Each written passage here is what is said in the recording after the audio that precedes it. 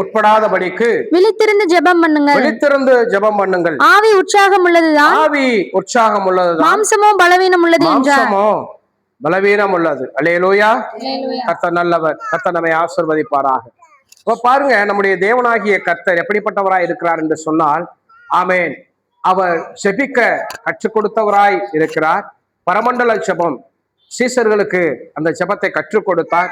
அதன் பின்பு ஆமென், அந்த ஜெபத்தினுடைய அவசியம் என்ன, நாம் ஜெபிக்காவிட்டால் என்ன நேரிடும், முதல்ல ஜெபம் என்பது என்ன என்பதை குறித்து நாம் பார்க்கும் பொழுது, ஜெபம் என்பது ஆமென் பாருங்கள் எப்படியாப்பட்டது என்று சொன்னால், சின்ன ஒரு உதாரணத்தின் மூலமா சொல்றேன். ஆமென், ஸ்தோத்திரம். அதாவது பாத்தீங்கன்னு சொன்னா, திருநெல்வேலி மாவட்டம் பாபநாசத்துல அங்கே விகேபுரம் சொல்லி ஒரு ஊர் இருக்குது. அங்கே நான் ஊழியத்துக்கு போனப்போ அங்கே ஒரு பண்ணையார் ஒரு சகோதரர் குடும்பமாக ஆண்டவரை ஏற்றுக்கொண்டு ரட்சிக்கப்பட்டு சபைக்கு வந்தாங்க. அப்போ அவங்க வீட்டுக்கு ஜெபிக்கும்படி நம்மை அழைத்திருந்தாங்க. அப்போ போனப்போ, நீங்க எப்படி ஐயா ஆண்டவராக இயேசு கிறிஸ்துவை ஏற்றுக்கொண்டீங்க, எப்படி நீங்க சொந்த ரட்சகராக ஏற்றுக்கொண்டு நீங்க இந்த அளவுக்கு இன்னைக்கு ஆண்டவருடைய பிள்ளையா இருக்கிறீங்க, கவனிக்கிறீங்களா அப்படின்னு சொல்லி கேட்டப்போ, அவர் தன்னுடைய அனுபவ சாட்சியை சொன்னார். அதாவது அவருடைய குடும்பத்திற்கும் குறிப்பா அந்த ஊர்ல இருக்கிற இன்னொரு குடும்பத்தை சேர்ந்த சில நபர்களுக்கு ஒரு சிறு பிரச்சனை. அதாவது இவருடைய மகனுக்கும் அந்த ஊரை சேர்ந்த இன்னொரு வாலிப தம்பிக்கும் ஒரு சின்ன பிரச்சனை. அதை நிமித்தம் பார்த்தால் பிரச்சனையாகி அது நீதிமன்றத்திலே வழக்காகி இவருக்கு பார்த்தா ஆயுள் தண்டனை விதிக்கப்பட்டு, இவர் போய் என்ன செய்யறாருன்னு சொன்னா, பாளையங்கோட்டையில வந்து பாத்தீங்கன்னா ஒரு பெரிய ஜெயில் இருக்குது, சிறை இருக்குது. அதுல அவங்களை என்ன செஞ்சாங்க, இவரை ஒரு தனியா ஒரு அறையிலையும் இவரோட வேலையாட்கள் ஒரு 5-6 பேரை தனியா ஜெயிலையும் அடைச்சிட்டாங்க. அப்படி இருக்கும்போது இவர் 14 வருஷம், ஒரு ஆயுள் தண்டனை என்பது எத்தனை வருஷம், 14 வருஷம் லைஃப் இம்ப்ரிசன்மெண்ட், 14 வருஷம். அப்ப இவர் ஒவ்வொரு நாளும் என்ன செய்வாராம், சாப்பிடாம தண்ணி கூட குடிக்காம அவரை வைத்ததான அந்த அறையில அழுதுகிட்டே இருப்பார். அவர் பேர், பழைய பேர் வெங்கடேஷ். கர்த்தருக்குள்ளே அவர் வந்தது நிமித்தம் அவருடைய பெயர் ஜான். நல்ல பெரிய குடும்பம். அவருடைய வீடு பார்த்தீங்கன்னு சொன்னாக்க பெரிய கோயில் மாதிரி, அரண்மனை மாதிரி. இங்கிருந்து ஏறக்குறைய அந்த ஆஸ்பத்திரி தூரத்துக்கு அவருடைய வீடு, அவ்வளவு பெரிய வீடு. அப்போ நானும் நம்முடைய விசுவாசி ஒரு சகோதரர் ஜோசப்புங்கிற சகோதரரும் போயிருந்தோம். அப்போ அவர்கிட்ட உட்கார்ந்து நான் அவருடைய ரட்சிப்பை குறித்து கேட்டப்போதான் சொன்னார், அவ்வளவுதான், இனி நமக்கு வாழ்க்கை முடிஞ்சிருச்சு, இனி விடுதலை இல்லை, இனி நம்ம வாழ்க்கையில ஒரு சந்தோஷம் இல்லை, நம்ம குடும்பத்தை பார்க்க முடியாது, சொத்து சுகத்தெல்லாம் பார்க்க ஆள் இல்லை, நம்ம பிள்ளைகளை வழி நடத்த ஆள் இல்லை அப்படின்னு சொல்லி அவர் என்ன செஞ்சிருக்கிறாரு, இரவும் பகலும் ஜெயில கடந்து அழுதுகிட்டே இருந்திருக்கிறார். என்கிட்ட அப்படி பக்கத்துல உட்கார்ந்து அவர் சொன்ன சம்பவம். அப்படிப்பட்ட நிலைமையில சாப்பாடு கொடுத்தாலும் சாப்பிட மாட்டாராம், தண்ணி கொடுத்தாலும் குடிக்க மாட்டாராம். இனிமே நமக்கு என்னத்துக்கு, நம்ம வாழ்க்கையை முடிஞ்சு போச்சு, இனிமே நம்ம சாப்பிட்டு என்ன செய்ய போறோம், தண்ணி குடிச்சு என்ன செய்ய போறோம். அப்படிப்பட்ட நிலைமையில தான் பாத்தீங்கன்னு சொன்னா, அந்த ஜெயில் வார்டன்கள்ல ஒருத்தர் பாத்தீங்கன்னா ரட்சிக்கப்பட்ட ஒரு சகோதரனா இருந்திருக்கிறார். ஆமேன். வனாந்தரத்திலே வழியை திறக்கவும் அவாந்தர வழிகளிலே ஆறுகளை உண்டாக்கவும் நம் தேவனாலே முடியும். அல்லேலூயா. ஆமேன். அவர் கண்ணீரின் மத்தியிலே ஆமேன் தேடி வந்து நம்மை கரம் பிடித்து ஆமேன் வழி நடத்தி கரை சேர்க்கிற தெய்வம். அல்லேலூயா. அப்ப அவர் வந்து அந்த ஜெயில் வார்டன் வந்து மெதுவா பக்கத்துல வந்து உள்ள வந்து, ஐயா உங்களை பார்த்தா ஒரு பெரிய இடத்து மனுஷன் மாதிரி இருக்கிறீங்க, ஆனா இப்ப பார்த்தாலும் சாப்பிடாம தண்ணி கூட குடிக்காம அழுதுகிட்டே இருக்கீங்களே ஏன் அப்படின்னு சொல்லி கேட்டப்போ அவர் சொல்லியிருக்கிறாரு, இந்த மாதிரி ஐயா பிரச்சனை நடந்ததே எனக்கு தெரியாது, என்னுடைய பையனும் இன்னொரு பையனும் சண்டை போட்டது நிமித்தம் என்னுடைய ஆட்கள் போய் அந்த பையனை தாக்கி பிரச்சனை ஆகி போயிருச்சு. ஆகவே அது நிமித்தம் பார்த்தீங்கன்னு சொன்னா இன்னைக்கு என்னைய ஜெயில போட்டாங்க, என்னுடைய ஆட்களும் ஜெயில இருக்கிறாங்க, 14 வருஷம் தண்டனை கொடுத்துட்டாங்க, இனி என்னைக்கு நான் வெளியில வரப்போறேன், என் குடும்பம் என்ன ஆகும், என் மனைவி பிள்ளைகள் என்ன ஆவாங்க தெரியலையேன்னு சொல்லி அழுதுகிட்டே இருக்கவும் அந்த ஜெயிலர் சொல்லியிருக்கிறாரு, ஐயா ஏற்கனவே உங்களை போல குற்றம் செய்யாத அதே நேரத்துல தவறிழைக்காமல் தண்டனையை அனுபவிக்க வந்ததான நபர்களுக்கு இந்த சிறைச்சாலை கதவு தானாக திறந்து வழி கொடுத்திருக்கிறது. அப்படியா? காரணம் என்னையா?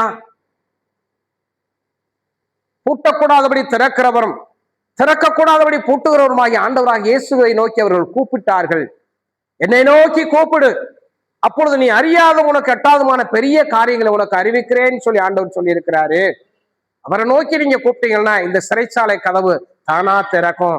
ஏன் அப்படின்னா பேதுருன்னு ஒருத்தர் இருந்தாரு. அவர் சுவிசேஷம் அறிவித்தது நிமித்தம் அவரை தூக்கி ஜெயில போட்டாங்க. இரவோடு இரவாக அந்த பேதுருவை ஆண்டவர் என்ன செய்தாரு? ஆமென். சபையார் ஜெபித்த ஊக்கமான ஜபத்தை கேட்டு விடுதலையாக்கி கொண்டு போய் சபையாரோடு சேர்த்தாரு. அல்லேலூயா. அடுத்தபடியாக சுவிசேஷம் அறிவித்தது நிமித்தம் ஒரு அசுத்தாவி பிடித்த ஒரு பெண்ணுக்குள்ள இருந்த அந்த குறி சொல்லுகிற ஆவியை துரத்துனது நிமித்தம் பவுலையும் சீலாவையும் அடித்து தொழுமரத்துல சிறைச்சாலையில 4வது அறையில கட்டி வைத்தாங்க. அந்த நிலைமையில அவங்க அந்த வேதனையை நினைச்சு சோதனை நினைச்சு ஆண்டவரை முறுமுறுக்காம ஆண்டவரை குறை சொல்லாம கர்த்தர் நல்லவர், அவர் கிருபை என்றும் உள்ளதுன்னு சொல்லி பாடி துதித்து இரவு நேரத்துல ஜெபம் பண்ணி ஆராதனை செய்தாங்க. பூமி எதிர்ச்சியே உண்டானது. சிறைச்சாலை கதவு தானாக திறவுண்டது. இந்த ஜெயில போட்ட சிறைச்சாலை தலைவனே என்ன செய்தான்னு சொன்னா இதை பார்த்து குடும்பமாக ஆண்டவர் ஏற்றுக்கொண்டு ரட்சிக்கப்பட்டு இரவோடு இரவா ஞானஸ்நானம் பெற்றுக்கொண்டான். அப்படிப்பட்ட தெய்வம் தாயா நான் சொல்ற ஆண்டவராக இயேசு கிறிஸ்து. கரங்களை தட்டி கர்த்தரை மகிமைப்படுத்துவோமா? ஆண்டவருக்கு மகிமை உண்டாகட்டும். அப்படி அவருக்கு ஆச்சரியமா இருக்கு. அப்படி அப்ப நாங்க கும்பிட்ட தெய்வம்லாம் எங்களுக்கு இப்படி ஒரு உதவியை செய்யலை ஐயா. நாங்க ஆமா எத்தனையோ தெய்வங்கள் நாங்க வச்சு கும்பிடுறோம், அதுக்கு ரெட்டக்கடா வெட்டுறோம், ரெட்டை பொங்கல் வைக்கிறோம், வருஷம் மறக்காம மொட்டை போட்டுருவேன். ஆமா எங்க வீட்டுக்குள்ளேயே நாங்க கோயில் வச்சு கும்பிடுறோம், என்னென்னமோ செய்யறோம். ஆனா ஒரு நாள் கூட எங்களுக்கு ஒரு ஆறுதல் இல்லை ஐயா. நாங்க ஏதோ பாரம்பரியமா கும்பிடுறது போல கும்பிட்டுக்கிட்டு இருக்கோம். இந்த இயேசு கிறிஸ்து எனக்கு விடுதலை தர முடியுமா அப்படின்னு நிச்சயமா அவர் விடுதலை தருவாரு. அவர் திறக்க கூடாதபடி பூட்டுகிறவரும் பூட்டக்கூடாதபடி திறக்கிறவருமா இருக்கிறார். இதோ திறந்த வாசலை உனக்கு முன்பதாக நான் வைத்திருக்கிறேன்னு சொல்லி ஆண்டவர் சொல்லி இருக்கிறாரு. நீங்க அவரை நோக்கி ஜெபம் பண்ணுங்கயான்னு சொல்லி இருக்கிறார். யாரு? அந்த ஜெயில உள்ள வாணன். அவர் ஒரு ரட்சிக்கப்பட்ட சபைக்கு போற விசுவாசி. அப்போ அவர் சொல்லியிருக்காரு, ஐயா நாங்க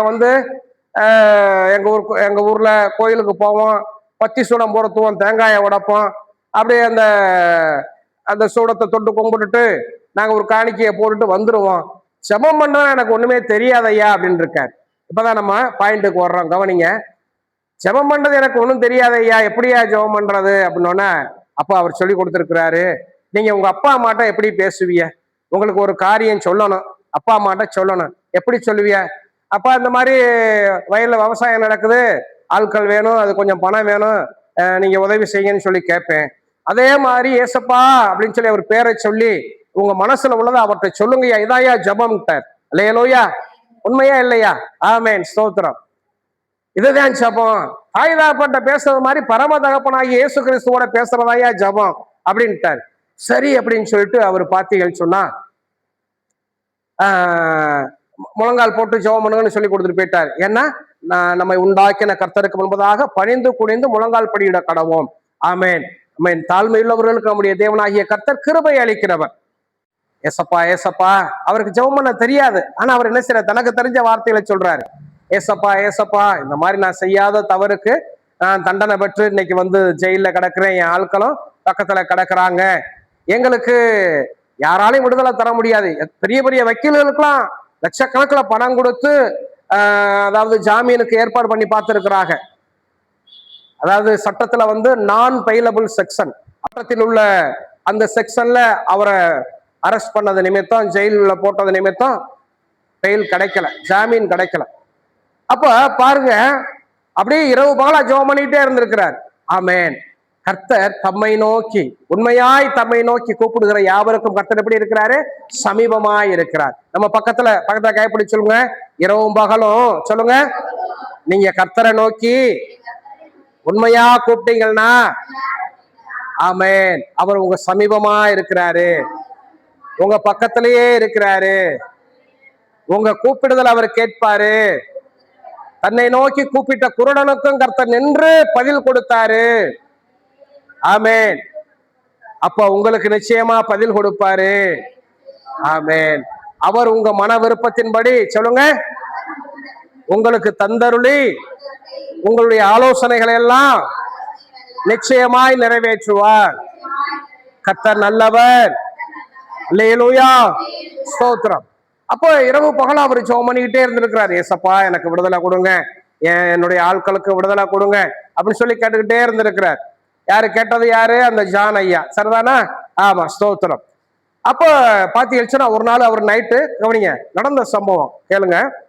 ஒரு நாள் நைட்டு இரவெல்லாம் மிகுந்த பாரத்தோட வந்து பல நாள் ஆயிருச்சு, ஏறக்குறைய ஒரு மாசம் 1.5 மாசம் ஆயிருச்சு, நமக்கு சீக்கிரத்துல விடுதலை வேணும் அப்படின்னு சொல்லி அவர் என்ன செஞ்சிருக்காரு, ரொம்ப ஊக்கமா ஆண்டவர்கிட்ட போராடி ஜெபம் பண்ணி பாத்தீங்கன்னு சொன்னா அப்படியே முழங்காலே நின்று ஜெபம் பண்ணிட்டு இரவெல்லாம் ஜெபம் பண்ணிட்டு விடியக்கால 4 மணிக்கு என்ன செஞ்சிட்டாரு, கண்ணு அசந்து தூங்கிட்டார்.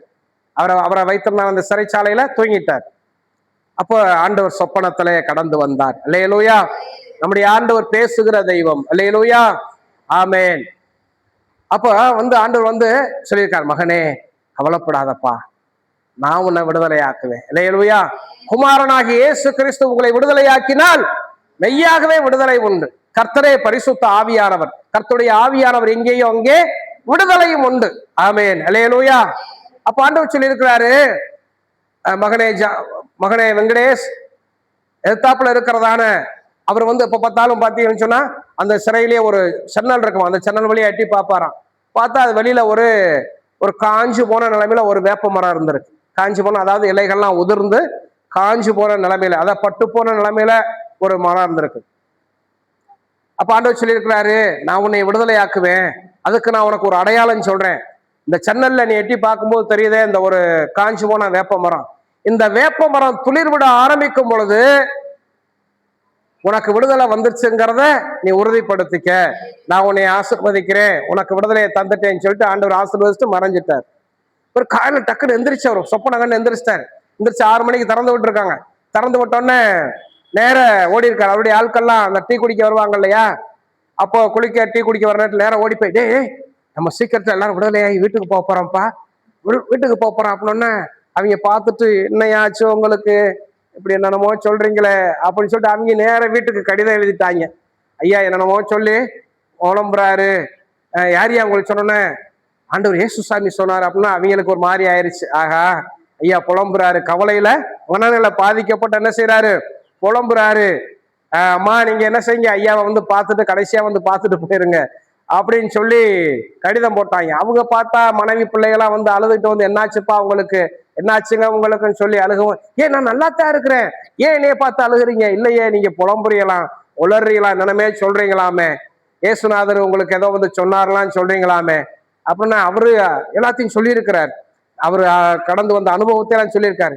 இல்ல நீங்க ஏதோ மனநிலை பாதிக்கப்பட்டு சொல்றீங்க அப்படின்னோடனே கரெக்டா பார்த்தா மழை பெய்ய ஆரம்பிச்சிருக்கு. கொஞ்ச நாள் அவங்க பார்த்துட்டு போயிட்டாங்க.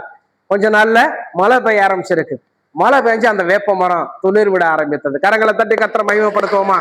அத்தி மரம் துளிர் விடுகிறதுனாலே ஒரு உவமையை கற்றுக்கொள்ளுங்கள், வசந்த காலம் சமீபமாயிற்று. அல்லேலூயா.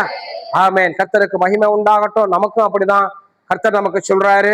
ஆமேன். வருகிற ஜூன் ஜூலை இந்த மாதங்களிலே கர்த்தர் நமக்கு நம்முடைய குடும்பங்களிலும் நம்முடைய ஊழியத்திலையும் வசந்த காலத்தை ஆமேன் வைத்திருக்கிறார்.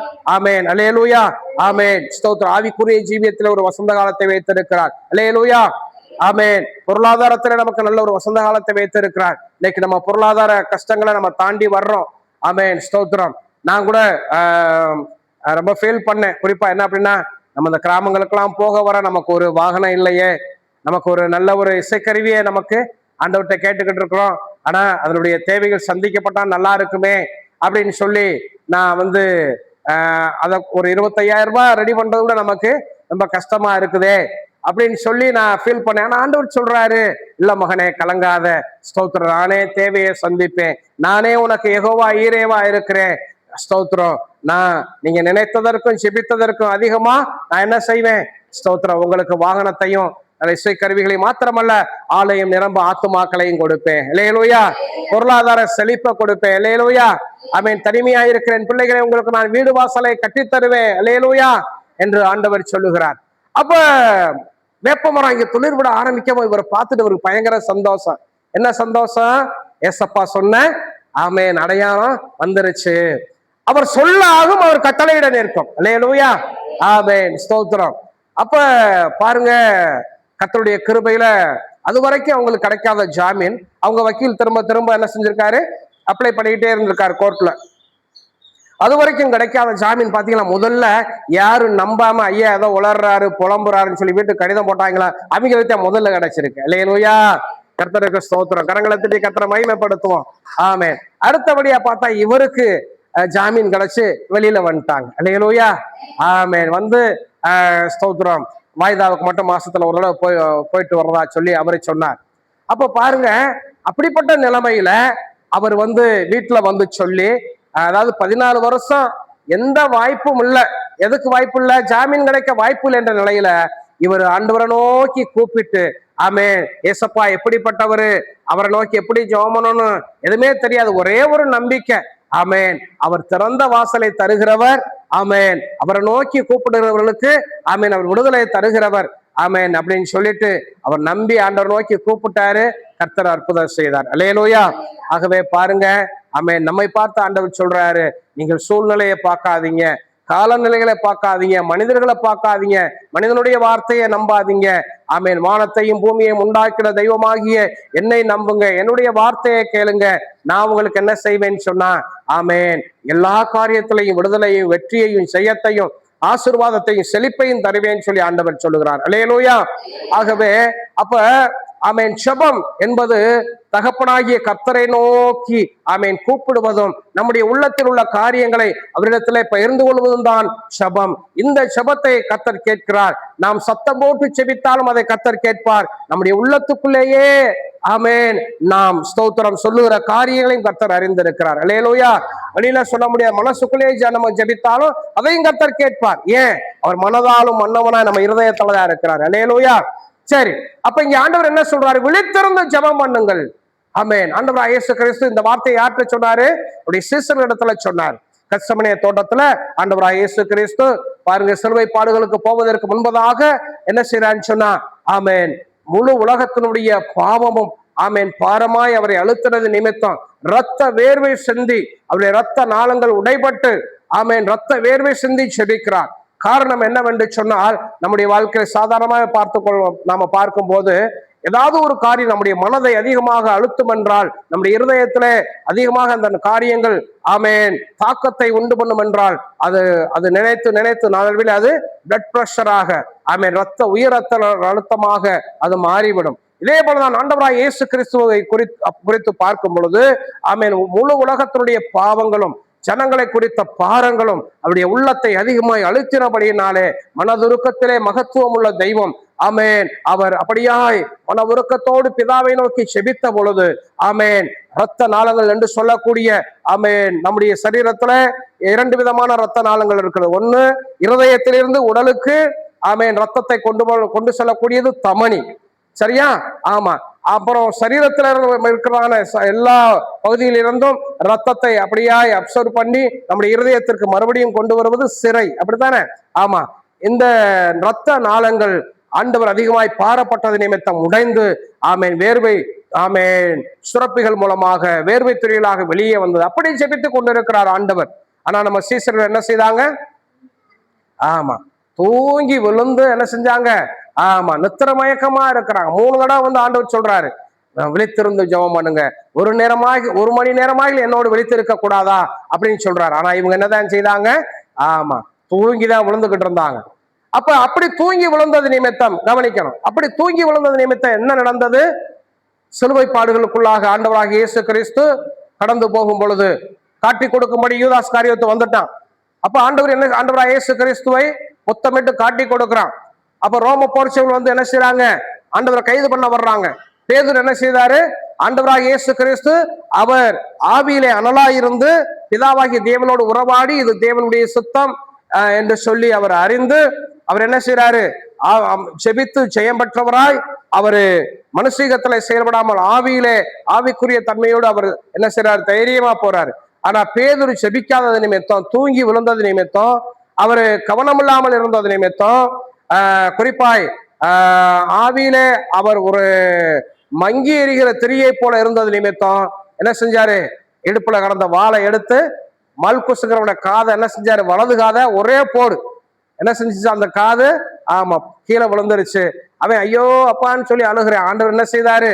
பட்டயத்தை எடுக்கிறவன் பட்டயத்தாலே மடிவான், உன் பட்டயத்தை உரையிலே போடு அப்படின்னு சொல்லிட்டு பாருங்க, அந்த அந்த காதை எடுத்து மல்குசுடைய காது பகுதியில வைக்கிறாரு, அது ஒட்டி கொண்டது. அல்லேலூயா, ஆமென், ஸ்தோத்திரம்.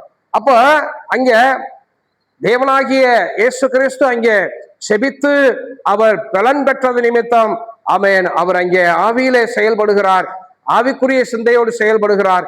ஆனா இந்த பேதுரு மனுஷீகத்துல செயல்பட்டு என்ன செய்றாரு, பட்டயத்தை எடுத்து ஸ்தோத்திரம் ஒருவனை வெட்டி ரத்தத்தை வடிய விட்டு விட்டார். இது போல நம்முடைய வாழ்க்கையிலையும் நாம் ஆண்டவராக இயேசு கிறிஸ்துவை போல விழித்திருந்து செபிக்கும் பொழுது சோதனைகள் வரும்போது நாம் என்ன செய்ய முடியும்? ஆமென், ஜெயிக்க முடியும். நல்லா கவனிங்க.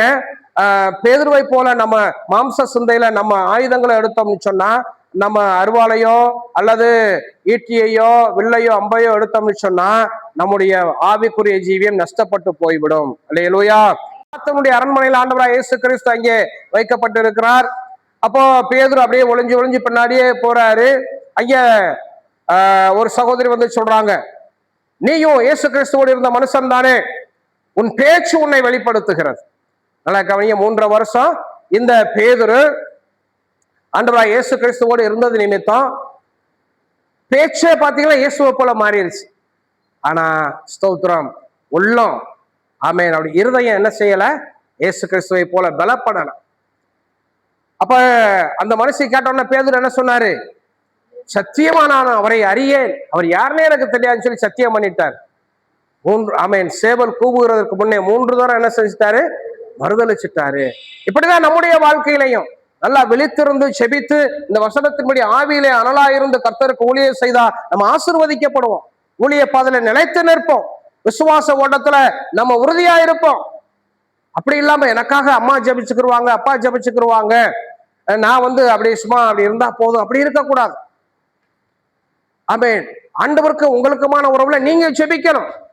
பெரியவங்களை அப்படிதான், பெரியவங்க உங்களுக்காக நாங்க செபிக்கணும் இல்லைன்னு இல்லை, ஆனா நீங்க ஏசப்பாவோட உறவாடணும், நீங்க செபிக்கணும். அப்பதான் சோதனையில் நீங்க நிலை நிற்க முடியும்.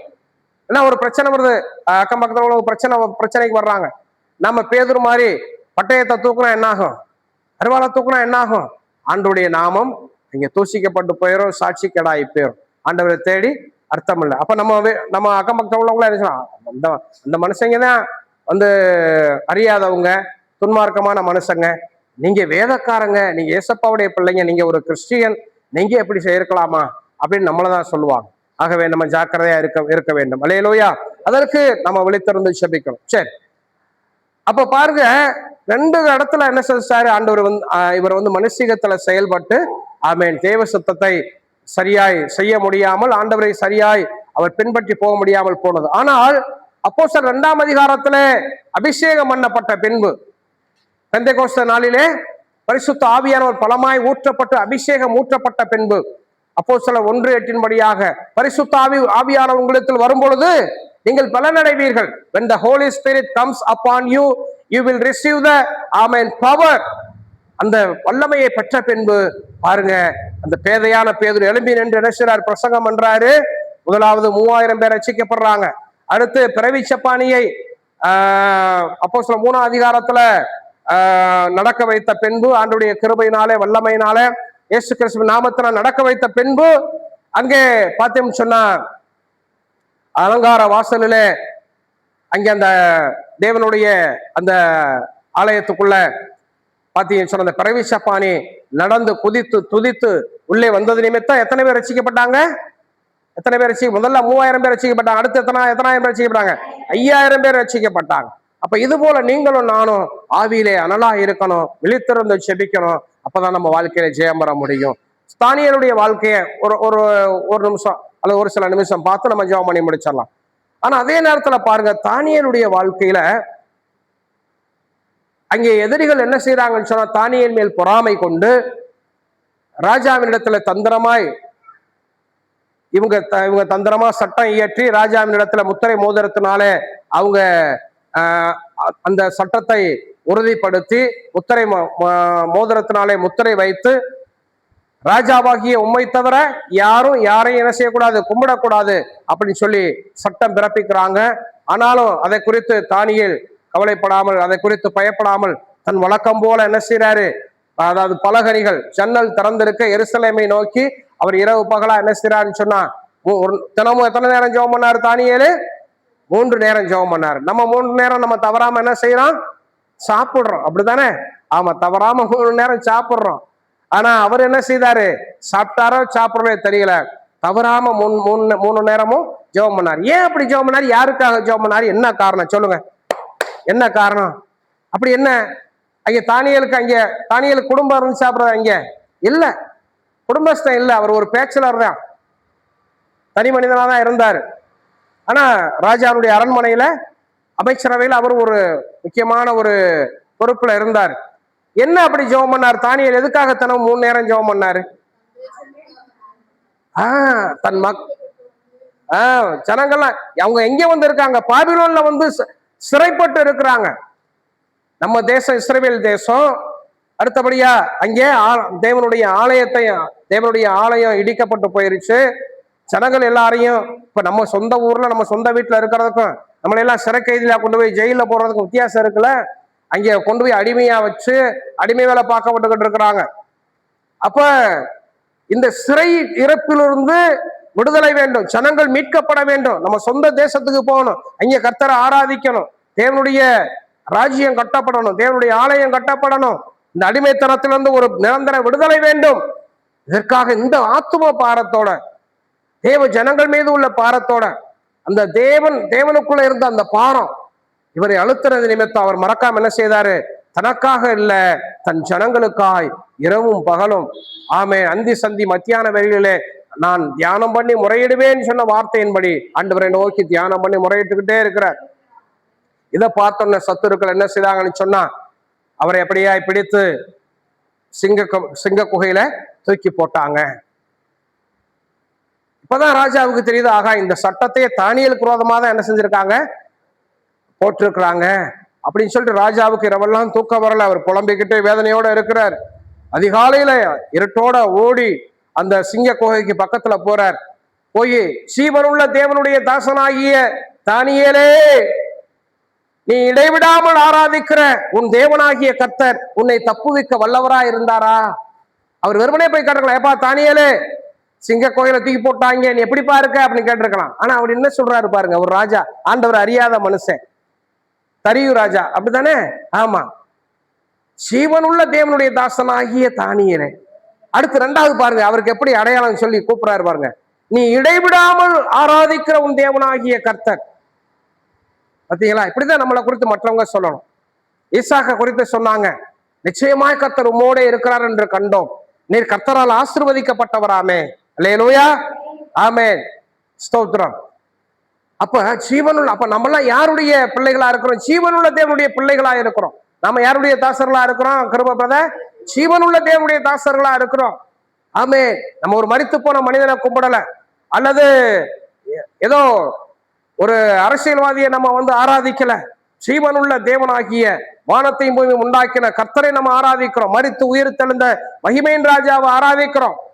ஆமேன்.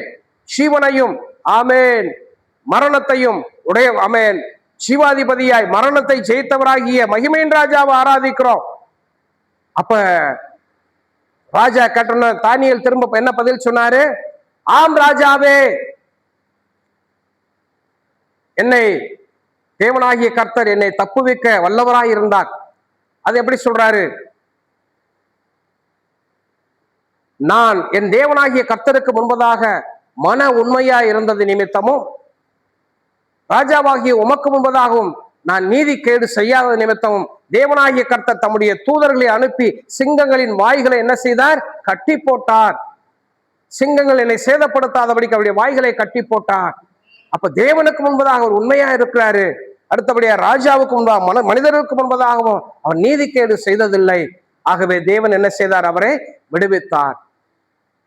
மாத்திரமல்ல, தேசத்துல அவரை அதன் பின்பு உயர்த்தினார். பொய் குற்றம் சாட்டி பொய் சட்டம் இயற்றி சிங்க கோயில தூக்கி போட்டவங்க அவங்கள குடும்பமா தூக்கி என்ன செய்யறாரு? சிங்க கோயில போடுறாரு. தானியேலை சிங்க கோயிலிருந்து விடுதலையாக்குறார். ஆமேன். இன்றைக்கு நம்முடைய வாழ்க்கையில யார் நமக்கு வேண்டுமென்றே இது போல பொய் குற்றம் சாட்டி இருந்தாலும் சரி, ஆமேன், நமக்கு தீமை செய்திருந்தாலும் சரி, ஆண்டவர் சொல்றாரு, ஆமேன், வெளிப்படுத்துற விசேஷம் 10:12 கர்த்தருக்கு ஸ்தோத்திரம். 12 அதிகாரம் 10ஆம் வசனம். கர்த்தருக்கு மகிமை உண்டாகட்டும். என்ன சொல்லப்பட்டிருக்குன்னு சொன்னா, இரவும் பகலும் நம்முடைய சகோதரர்கள் மேல் குற்றம் சுமத்துகிற பழைய பாம்பாகிய வலு சர்ப்பம் தாழ தள்ளப்பட்டு போனது. அப்ப குற்றம் சுமத்துறது யாருடைய வேலைதான்? சாத்தானுடைய வேலை. அந்த சாத்தான் தான் காரணம் இல்லாம ஜனங்கள் இந்த அடிமைத்தனத்துல வந்து போயிடக்கூடாதுன்னு சொல்லி இவன் விடுதலையாகுன்னு சொல்லி ஜெபிக்கிற அந்த தானியலை உள்ள தூக்கி போட்டோம்னு சொன்னா இவன் ஜெபிக்க மாட்டேன், ஜனங்கள் இங்கேயே அடிமையா இருப்பாங்க அப்படின்னு சொல்லி பொய் குற்றம் சாட்டி தானியலை சிங்க கோயில போட்டாலும் தேவனாகிய கர்த்தர் என்ன செய்தார்? தம்முடைய தூதர்களை கொண்டு பாதுகாத்தார். ராஜாவை அனுப்பி கர்த்தர் விடுவித்தார். காரணம், அவர் ராஜாதி ராஜா. இதற்கு அடிப்படையா இருந்தது என்னவென்று சொன்னால், ஆமேன், தானியலுடைய இடைவிடாத ஜெபம். அல்லேலூயா.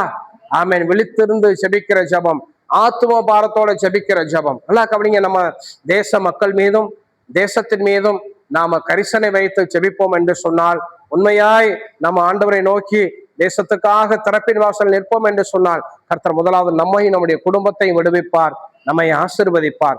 ஆகவே பேதுருவை போல நாம ஆமேன் நாம் விழித்திருந்து செபிக்காமல் தூக்கத்தையும் மாம்சத்தின் காரியங்களையும் பெரிதாய் எண்ணி நாம் இருப்போம் என்றால் சோதனையிலே நாம் விழுந்து போய் விடுவோம். ஸ்தோத்திரம். ஆனால் தேவனாகிய கர்த்தர் தானியேலை போல நீங்களும் நானும் ஆமேன் அவருக்கு முன்பதாக மன உண்மையாய் உத்தமமாய் இருந்து மனிதர்களுக்கு முன்பதாகவும் நீதிக்கேடு செய்யாமல் ஆமேன் நீதியாய் நாம் வாழும் பொழுது தேவனாகிய கர்த்தர் நாம் அவரோடு இருக்கிற அந்த அன்பின் ஐக்கியத்திலே விழித்திருந்து ஜெபிக்கிற ஜெபத்தை கேட்டு கர்த்தர் நம்மை விடுவிப்பார், நம்மை சார்ந்த ஜனங்களை விடுவிப்பார், இந்த தேசத்தை விடுவிப்பார். ஆமேன். நாம் விழித்திருந்து ஜெபித்த ஜெபங்களை கேட்டு நாம் நினைத்ததற்கும் ஜெபித்ததற்கும் அதிகமான நன்மைகளை நம்முடைய வாழ்க்கையிலே கொடுப்பார். கர்த்தர் நம்மை ஆசீர்வதிப்பாராக. God bless you. Praise the Lord.